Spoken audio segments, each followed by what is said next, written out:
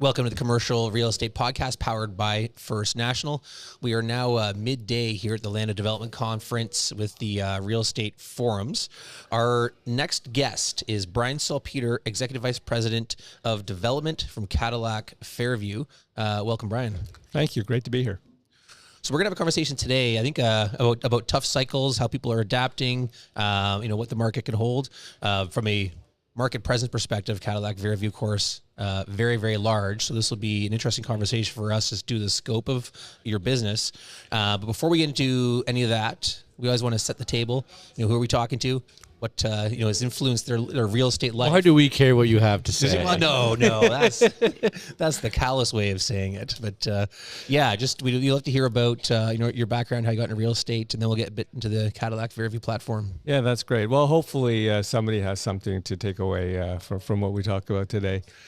So I started my career over 30 years ago. So we're going to talk about cycles. We're going to talk about good times, bad times. There's been a number over the last 30 years. So I started my career 30 years ago as a lawyer in Montreal for one of the major law firms. And I'll jump right to it. I started my career in 1994, and my first client at the time was Cadillac Fairview. And Cadillac Fairview at the time was going through CCAA restructuring. So why? If somebody said then, hey, you should work for them, you must say no. Well, it actually took me 20 years before I joined them. But it goes to show you, that was, just coming out of the early 90s, really tough situation. The question why, that goes back in history, but a lot of that was a question of debt, right? In the early 90s, it was about debt. And I think if you look at today's market as well, I think a lot of it is going to become what does everybody's balance sheet look like? What debt do they have? And so I started my career in 94, worked for that law firm for 20 years. Great practice, had the opportunity to work for a number of great companies over the years across the country. And then in 2015, Cadillac Fairview approached me and asked me to take on a development role at the company. So not a legal role, development role, which I did. So I joined CF in 2015 as senior. Any hesitation at the time, or was it... So I'm going to say, I'm one of those lawyers who actually really enjoyed being a lawyer. Okay, I'm going to admit it. I'm on a podcast now, so this is now for forever memorialized. Can't take it back. I'm one of those lawyers who really enjoyed my practice. I had a great time. I had great clients. Was doing really interesting work. So I wasn't looking to leave the practice. Cadillac Fairview offered me an opportunity to join and do something completely different. And I'm going to say, I don't want to say it was an offer I couldn't refuse, but it was such an amazing offer to, at that point in my career, move to a company that had, to me, the greatest platform in terms of development pipeline, in terms of learning. And it was just, an opportunity. And so I joined CF because I really wanted to see what it was like and enjoy. And I haven't looked back. So I, worked as a senior VP development based in Montreal for a number of years, and then worked on all of our projects in the Eastern Canada, which also included some in Ontario, and had the opportunity to work on some across the country as well. And then came into this role at the beginning of 2024, where I took over the responsibilities for development of the company across the country. So for context, how big is CF?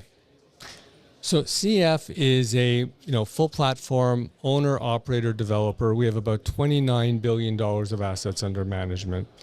In terms of assets, we have 33 million square feet of assets, leasable space, 62 or 63 landmark properties. Most of our assets, if we look at it now, are favored heavily towards office and retail. People will know our retail platform. We have proud 6 of the top 10 malls and 13 of the top 25 malls in Canada, based on the most recent ICSC rankings. We have a best-in-class office across the country from Montreal to Vancouver. People don't know. People know us in Toronto, but we're actually the largest office owner in the Vancouver market as well. And so, that's really been our bread and butter. Over the last 15 years, we've also been quite a prolific condominium developer as well. Perhaps a little bit less known because we've done it with partners who have also been sort of condominium co-developers, but we've co-developed that. So we've done a number of projects in all the markets, Montreal, Toronto, Vancouver as well. And of late, we've really been focused on balancing our portfolio. And by balancing our portfolio, it's moving into two of the major asset classes that to date we have not owned and operated, which would be multifamily and industrial. It's been a bit of a journey. We've been on this for a while. Again, coming back to cycles, coming back time. These things take time. We're never in a rush. We want to do it right. At this point, we now have significant industrial sites. We own the Buttonville, former Buttonville Airport in Markham, which is a 170-acre site that is going to be a fantastic industrial development. So we're working on that right now, finalizing our entitlements, working through everything that we need to do for site servicing of that property. We own a 150-acre site just north of Calgary as well, which we acquired a number of years ago in partnership with Hopewell. And we actually started the site servicing of that property, okay, which is significant. When you talk about site servicing of 150 acres, it's a lot of roads, it's a lot of sewers, it's a lot of infrastructure. And we've invested in that as part of bringing that ready to capture the market when it's right. I mean, industrial, like we'll get into a number of the different asset classes. Industrial is a little bit slower coming off some of the highs, but it is still a strong asset class. And one of the things that we were chatting about with some of my fellow panelists at the conference is location matters. I mean, again, sounds a little cliche, location, but location really does matter for all the asset classes. And then if you're in a great node for industrial, if you're in a great node for residential, that's the future. And that's what we focus on. You've been a prolific condo developer. Where are you right now in the pipeline for condo? Well, so are we starting any new condo projects right now? Listen, I can't say that we are. We continue to be in the pre-development and pre-construction phase for a number of condo developments, and that's part of our long-term strategy in terms of our master plan communities around the different shopping centers, where you want to have a mix of different assets, which will include multifamily as well as condo. But in terms of specifics, so we are actually still under construction and delivery of 1,100 condo units in Richmond. Okay. So for some of the listeners who don't know, Richmond is a city just south of Vancouver. We have a shopping center there, one of the top ones in Canada, called CF Richmond.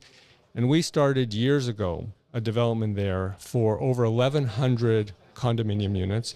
It's 7 buildings, 5 podiums, thousands of parking stalls. I mean, this is a huge project. We recently delivered the first phase of units, which is about 375 units, and then the rest will be delivered over the course of this year. And we're working on phase 2. Phase 2 will be focused very much on multifamily, but we'll also be looking at condominium. In terms of the rest, we have some major projects here in the GTA at CF Sherway, CF Fairview, CF Markville. We advanced plans for condo. There will still be a demand for condo, but because we're not typical condo developers, it's because it's not our only business. We look at it in terms of what is the added benefit of doing condos at our projects as opposed to doing condo for condo's sake.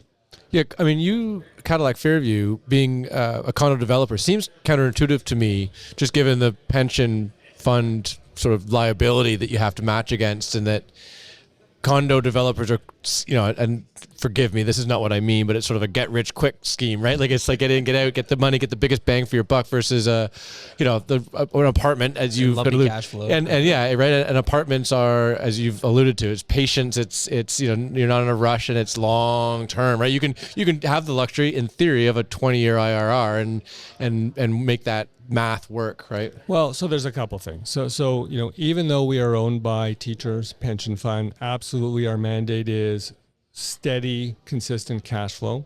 Doesn't mean we don't like profit. Yeah, no, of course, yeah. And short-term profit. But over and above the profit, condo developments also help us establish communities. There's a balance. So I think, I'm going to give you 2 great examples of that. One is right here in the GTA with Maple Leaf Square. Right, for those who remember sort of Maple Leaf Square, that whole area around the Scotia Arena, Southern Financial Core years ago was desolate. And in order to establish that, we really, our brainchild was, how do we develop it into a mixed-use community? So we have entertainment, we had condo, we have office, we have hotel. And condominiums are an important part of establishing a community. People who want to move in, people who want to own, there is a pride of ownership, right? So that's important. look at Montreal. So on the, on the lessons of what we did here in Toronto, and this comes back a little bit to my story about, some of my work with Cadillac Fairview. We started a land assembly around the Bell Centre, which is the arena in Montreal, with the idea of transforming that community. So those who know Montreal will understand that back in, the early 2000s, that entire area was desolate. And we came up with a plan to assemble the land and create high-rise condominium towers in Montreal, which didn't exist before. And so, here in Toronto, known. In Montreal, nobody knew it. You look at Montreal now, and you can't imagine looking at the land, the cityscape without thinking about a high-rise condominium. At the time, there was nothing. People actually said to us, "You're a bit crazy. What are you doing? It's not going to work." We went ahead with it, and those were three of the most successful projects. What we call the Tour des Canadiens trio. There's three buildings, which were three of the most successful condominium projects there. And in addition to being a success for us from a financial standpoint, it was successful in terms of transforming that into a real community and creating a sense of place. And with that, we also built Deloitte Tower, which was the first new office building built in Montreal in over 20 years, and now the home of Deloitte and Rio Tinto. And that has now led to the further development. And we have a building under construction there, which is a multifamily building, which is over 500 units. And that's going to be delivered early next year.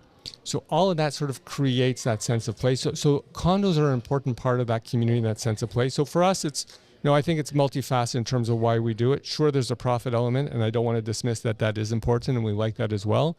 But in addition to that, it's a sense of creating that sense of place. And again, home ownership or condo ownership, that pride of ownership is an important piece of that. But just I have a tangent. I have a random tangent. I was in Montreal last week, and someone told me that you can't build above the height of the mountain. Why is that? For the same reason why in Ottawa we can't build higher. Yeah, but that's the parliament. That's the parliament buildings. You're just just a mound. It's just well, Aaron. Now we're gonna get into sort of questions about entitlements and cities and facilitating development or not, and view corridors. Yeah. Okay. Well, so does it frustrate you as a developer? Because you would have probably added 15 more stories to those sites, right? You know what? Actually, not. So those towers. What does that equate to then? What is the artificial ceiling being created there? I don't know, but our three towers there are about 55 stories. So which is generous. And so yes, and what ends up really happening is, yes, you do have the site, the height limit of the mountain, but depending on where you are, because there is still a slope, you can still add, right? So get as close to the river as possible. Exactly, there you go. Exactly. Wherever it increases value, the closer you get because the additional density. Yeah, but on those three towers, we maxed out in terms of what our density was anyway. Okay. 55 stories. More than plenty. So I don't think we were looking to go higher than that. Okay. Sorry, I took you off track. No, that's okay. Let's pivot back. So why don't we talk about where you stand right now? Because you have a number of, you have the best enclosed mall portfolio in the country. For a long time, today, and still, you've got a ton of opportunity for densification on those sites. And actively doing so. But of course, the market has changed. The market has shifted since, I know you use particularly the Sherway Mall, which is closest to me, but I'm sure that's consistent for many of the other assets where you'd probably drawn up some plans, submitted some applications, and then the market has shifted. So where are you right now, kind of as in general, as it relates to the densification of your mall sites? So because our projects are large scale projects, we have to work through the cycles. So I think you're right. If we are talking about, would you want to launch a project today? Well, by the way, in some cases we actually might. Would we want to launch a project like the one we just spoke about in Richmond, 1,100 condominium units? No, we wouldn't. Okay, we can be open and honest about that. But are there opportunities to start a multifamily building? Yes.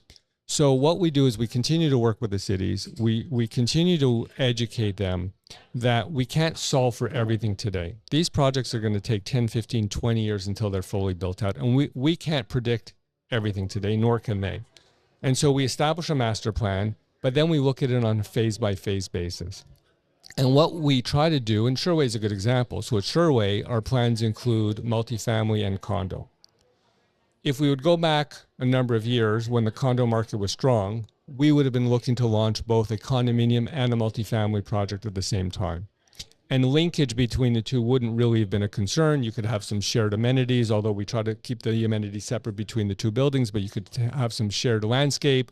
You could think about some parking and get some synergies in terms of the construction. But as we look at it, we don't want linkage, because that's what could limit us when a project is right to go on a multifamily if a condo isn't ready, and vice versa, right? We're talking here at a moment in time. And so what we do is we continue to advance our plan so that each one is a standalone project and each one can start as it goes. And we do spend a lot of that upfront work to make sure that each of those could stand on its own within the context of the mall. And so I mentioned earlier that we have a number of projects underway. We have 3 multifamily projects currently under construction, the one downtown that I mentioned. We have one in Laval, at Carrefour Laval, and we have one at Ottawa just adjacent to CF Rideau. Up against the former Nordstrom store there. We could talk about Nordstrom's later, and maybe even a touch on the Bay. But what we learned and what we're doing in Laval is an opportunity for us, and we do have a master plan. And over time, we can and we have plans to add thousands of units at Laval. It's a tremendous market. The city is very keen on ensuring that they sort of address the affordability and supply issue in terms of housing in Laval. Our site is a key site for them. But what we were able to do is we were able to start with one building right now. And that one building was on the site of a former Sears store. So in some cases, and we have redeveloped our Sears with retail, which have been tremendous as we continue to add and improve our retail centers. And in other cases, there's different development opportunities. And in Laval, we demolished the former Sears. And on the site of the former Sears, we're building right now a multifamily of 366 units, which will be attached to the mall with its own exterior courtyard, its own public realm, as a standalone project that doesn't need the thousands of other units that will come one day, but it will stand on its own. And that's really our strategy on all the projects now, is to make sure that we can look at each of these standalone, call it a bite-sized projects, although I guess for not every, a 366 unit project is not necessarily bite-sized for everybody. Yeah. We have the ability and the privilege to be able to do that. But look at it on things that we can actually execute without linking to something much larger, which still ends up being the plan. I'm very proud you didn't use the word bifurcate at all during any of that. And we're talking about retail too. Yeah. Well, so on the topic of retail, I mean, obviously you're active, very active in terms of intensifying, adding, upgrading some of the your retail space. And Aaron alluded to the fact that you've got a fantastic portfolio. Are you looking to add to it, brand new retail locations? So in terms of, we're not looking to add new malls to our portfolio. When we talk about balancing our portfolio, like I said, we are already heavily weighted to retail and office. Would you sell some retail? Primaris would be happy to buy it, I can tell you. Yeah. Well, we already have started to sell some retail, so it's no secret. We recently sold CF Champlain and Fairview Park, and that's part of the strategy, but that's not new. I mean, we've sold assets over the last 15 years as we look in terms of what it makes sense to hold, where do we want to deploy, and how do we want to balance our portfolio and have a more balanced portfolio among the 4 main asset classes, so retail, office, industrial, and multifamily. And so the short answer, Aaron, is yes. We have sold retail, and we likely will continue to sell. Certainly not our core retail, not what we would consider our flagship retail, where we continue to invest. And so, Adam, answering your question, are we going to add net new retail to the malls? Unlikely. I mean, we already have, most of these malls already have close to 1 million square feet of retail and the best retail. So we don't need more. But what we need to continue to do is continue to bring in the best-in-class, new-to-market retailers and take advantage of redeveloping some former big boxes, right? And Nordstrom's is a Yeah, good let's go there. example of that. Nordstrom and the Bay, you've had that stress on the system. How are you adapting, and what kind of discussions are ongoing internally on just what you... And how many pickleball courts are in the works? Yeah, so the answer is no pickleball courts. Okay. No pickleball courts. The pickleball will be an amenity perhaps for residential or whatever it is, but pickleball is not going to be the answer for us. So listen, I'll use Toronto Eaton Centre as a prime example. We took back Nordstrom's. And by the way, How many square feet was that, sorry? Oh, that one is, I think, about 180,000 square feet. And just really quickly, I mean, we're all, most people are familiar, but Eaton's is downtown core. For those that don't know, downtown core Toronto, right in the middle of the city, like literally could gotten up more central. Nordstrom on one side, Bay on the other, and then the massive retail in the middle. Am I describing that right? You are describing that right. So for the Nordstroms, we're really pleased because what we did is we brought iconic retailers to the property. So Simon's, this has already been announced, Simon's, Italy, and a flagship Nike store, which are really going to anchor the mall. That space that Nordstrom previously. And our team was able to really look at it, give each one of them great visibility, great access, and that is going to be really accretive to the mall in terms of offering, and then we also believe strongly in terms of value. And we advance similar. I can't announce anything today, but we are far along on redevelopment for the other Nordstrom boxes, including in Vancouver at Pacific Centre, which is the equivalent of Toronto Eaton Centre in Vancouver. At Rideau, CF Rideau, which is downtown Ottawa, again, the equivalent of TEC in Ottawa. And then we have a couple others. So we continue to advance on. Is it typically demising the space? I mean, that's kind of what you describe for. Yeah. Do any retailers want 180,000 square feet? There's no retailer today who's coming in who wants 180,000. So it's fully just trying to carve it up to carve it up, which actually adds a different offering. If we look at what we've done with some of these big boxes and you look at CF Fairview, we brought in T&T. And T&T has been, which is a grocery, most of your listeners will understand T&T, which has been a tremendous addition to the mall in terms of drawing traffic, in terms of, meeting a need that was certainly there.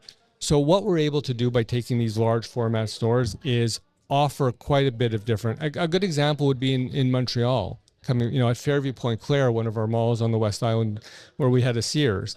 And there, what we decided to do, so we brought Simon's to the market. That was another 180,000 square feet, 3 levels. What we did was we took Simon's and put them on the 2 levels, level 2 and level 3. And then we relocated our food hall, our food court, down to level 1. So the food court previously was on the 2nd floor, tucked away. Admittedly, not the greatest location. All of these properties evolve over time, and we want to continue to improve them. And so we relocated the food court to the 1st level of the former Sears, which now opens out onto the parking and is actually the gateway for future development. And then we were able to backfill the food court with 2 great retailers up top. So that would have been a space that we said was second story, which I imagine is tougher to lease, but tougher to lease. But in that case, we did going to say Dollarama and Linen Chest, which are great destination. Yeah, their own draw. Great destination retailers and we were able to build out that space for them, and both are doing very well. And then maybe just do the Bay, and it's early still to absorbing what that means and how you manage that challenge. Yeah, so listen, sitting here today is not too much I can talk about the Bay just because it's still going through the bankruptcy proceedings in the courts. But listen, I think us, like most Canadians, are not happy to have seen what happened to the Bay. We would have, and we tried as well to support them and to make sure that they would continue as a viable entity. But we will look at this, and like what we've done with everything else, we're going to just make sure that we look at all the different opportunities and use it to reposition, those spaces in our malls in the best way. And each one will be different. Obviously, the downtown store, which we will be taking back. So the Bay, Saks, that is going to be a very different sort of redevelopment than what might just be a traditional box at one of the, suburban malls. But, like I said before, because we have a long-term approach on this, we've been thinking about that for years. And so we advance plans in terms of what can that be transformed into. And then because we have that long-term approach, it affords us the ability to really think about what is the long-term permanent solution for that space as opposed to just a quick backfill. Weighting of asset classes, you mentioned you're not looking to grow your total exposure to retail. When you're contemplating weighting in the other asset classes, where are you looking to gain and lose? So what we're looking to do is actually grow. So it's not wall. Grow all. Okay. So today we are $30 billion of assets under management. We'd like to grow that up to $40 billion of assets under management, and the addition there will be the addition on the multifamily and the industrial. There may be a little bit of retail here and there in terms of some of the service retail that supports some of the multifamily that you want to do. There may be some office as well in terms of some of it, in terms of some local office, but nothing significant. We're not talking about, million square foot office towers, like 160 front. So most of that is going to be through industrial and multifamily. How much do you buy, or do you exclusively develop your own assets? No, we will buy as well. I think if you look back, we have been mostly developers, quite proficient in development. We think there's a tremendous value add on development, and we're able to control the quality of what we build and what we're adding to our portfolio. But we're certainly open to acquisitions as well, and we have a very robust investments team that the development team work closely with, and we'll look at it. And so in this market, right, where you could talk about it being perhaps more challenged from a development standpoint, again, depending on one's perspective and what time horizons are, there could be some acquisition opportunities as well. And so we are in the market, and we will look Always for active. opportunities certainly on those assets. What about international exposure? So the international exposure is really resides with Teachers, our shareholder. So Cadillac Fairview is 100% focused on Canada. So all of our owned properties, everything we operate, everything we develop, everything we'll acquire will be here in Canada. That keeps it easier on you, doesn't it? You know what? It focuses us on who we were from the beginning, right? Cadillac Fairview was a Canadian company. It's focused on real estate. And, we talked about it in terms of location matters. Knowing your market matters. It's really tough to know every market around the world, especially when you're developing. We have the expertise here. We have the local knowledge in terms of management. Canada's still a big place, right? We're a little bit spoiled because we're across the country. Just operating in Toronto is a pretty big place. Yeah. So for us, we're very comfortable, and that's really where our roots are. And it allows us to focus on sort of being the best in Canada. Any geographies in Canada that you're not in today that you'd like to be in? Our focus really is on the core market. So I don't think we're looking Vectom, if you will, like the Vancouver, Edmonton, Calgary. We're not in Edmonton right now. We are in Calgary. Calgary's a strong. So Vancouver, Calgary, Winnipeg, GTA, Ottawa, and Montreal. So really the core markets. No Halifax there. No, I mean, CF owned some properties in Halifax a long time. Halifax has been a great market. It's been growing. I raise it because a lot of people are now going, hey, maybe that is a good investment for me. It is. And I think if we were just looking for one-off properties here or there, I think Halifax is a very strong market. But given who we are and given what we want to do in terms of leveraging what we have, leveraging our retail properties, leveraging where our people are as well, we're going to focus on the markets that we are in right now. I'll put words in your mouth, perhaps, but there's a scale of development for you that makes it worthwhile. And the smaller the town, the more difficult it becomes to meet that scale and have the math kind of pencil itself out. There's a bit of that, Aaron, certainly, but it's also where we are, right? So I'm going to say our development team is the best. Okay, and I'm going to tell you, and I say that proudly, and I say that not because of me. That's a shout out to my team. My team is the best. Well, you're a lawyer, not a developer. Well, there you go. I'm both. And so, taking advantage of that expertise and why we succeed. So, again, why we succeed, Richmond through a tough market. When we started Richmond, we were in a low interest rate environment. We weren't in a high construction cost escalation environment. That project, huge project, 1,100 units, years in the making, years from start of development until completion, has itself been impacted by the cycle. But it's because of, and we have a great partner there in Shape, but it's because of our team, on the project management side, the development side, that we're really able to manage that. And that's the expertise we bring to all of our projects. So we want to sort of really be able to bring that and in the markets where we're already based. I'm going to ask for a long-term prediction. Oh, can we play the game? Can we play the what quarter does it? Well, this is. So it's going to be what year, because this be measured more in years, not quarters.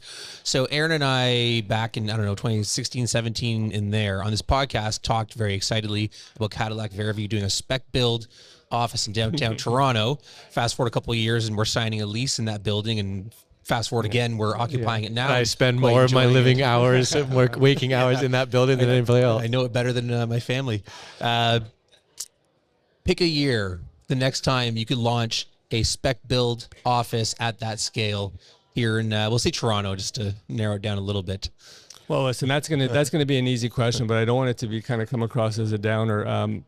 There would be no plans to launch a spec office The answer is never. in this What market decade would be the next question? or any other. But I do believe that the challenges we have today in the office market, and again, it's, the office market's actually not so bad. I mean, there's a lot of talk about the office market being tough. The office market for good quality office, like 16 York, so I'm glad you guys are happy in that building, is actually quite strong. And we are signing new deals all the time. There's a flight to quality, and we have the quality, and we're seeing that. And I think that's sort of the lesson in terms of everything that we own and build: flight to quality, retail, office, industrial, even industrial, as well as multifamily. So there will be a time when there will be a lack of quality, and there will be an opportunity to build new office buildings, but we're not there yet. And it'll always come at the expense of older stock, I guess, all the tenant attraction.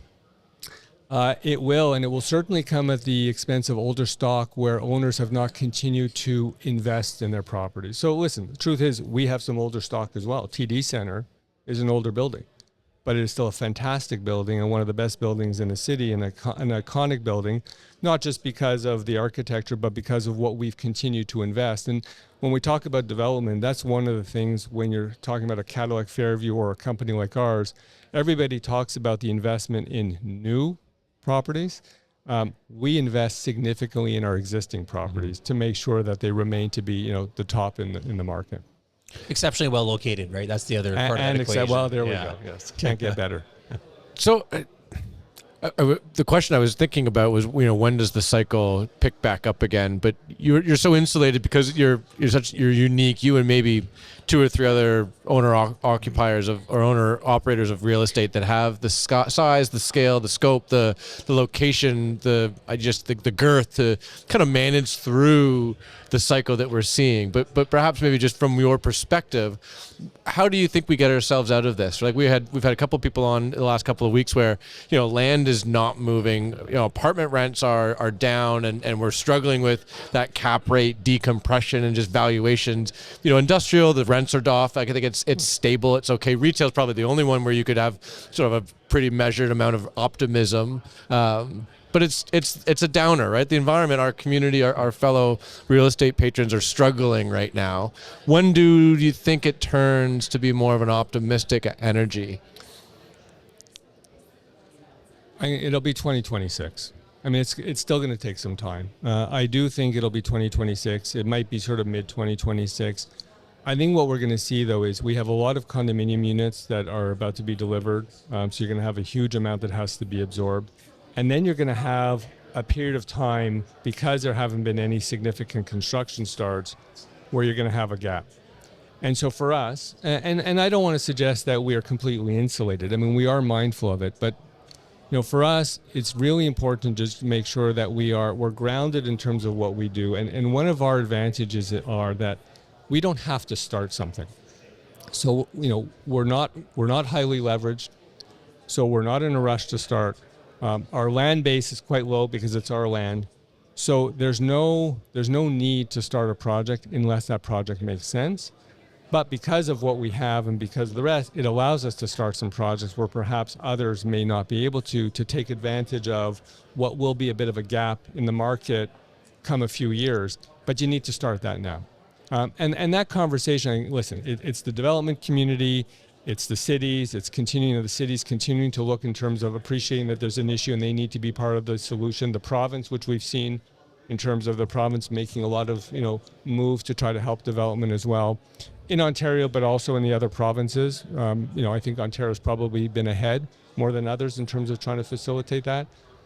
But I think for the time being, capital, people are going to continue to be cautious, a bit of a wait and see. People will advance plans so that they're ready to go. And then I suspect that there's going to be a big rush where we might see sort of everybody going at the same time. That's the concern, right? Isn't it? That there's this 3-year pause, and then all of a sudden rents and prices just skyrocket, right? Like it's just you can just see the demand and supply curves, right? The lines moving up and down. There is, and I think there's going to be a bit of a danger in that if people follow just because of that. And so land prices skyrocket, then we're back here 6 years from now, right? Real estate seesaw continues. I do think that hopefully some of the lessons that we've learned, people are going to take them forward. But even, yes, rents are decreasing, but rents are decreasing because we saw unprecedented year-over-year growth. But rents will stabilize and then will grow again. right? So I think it's just a question of resetting. And the last number of years were just unprecedented. right. And I think we have to kind of reset to where we are and then get back to a more normal pace of what an expected return should be.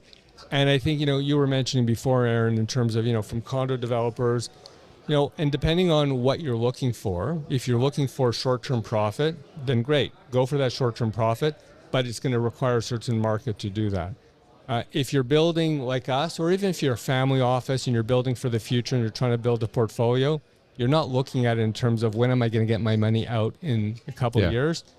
Yes, returns matter. Yields matter, IRRs matter. I don't want to suggest they don't. They certainly matter to us as well. But you can also look at it a little bit, from with a broader lens in terms of why are you actually doing this. Oh, we've run out of time, unfortunately.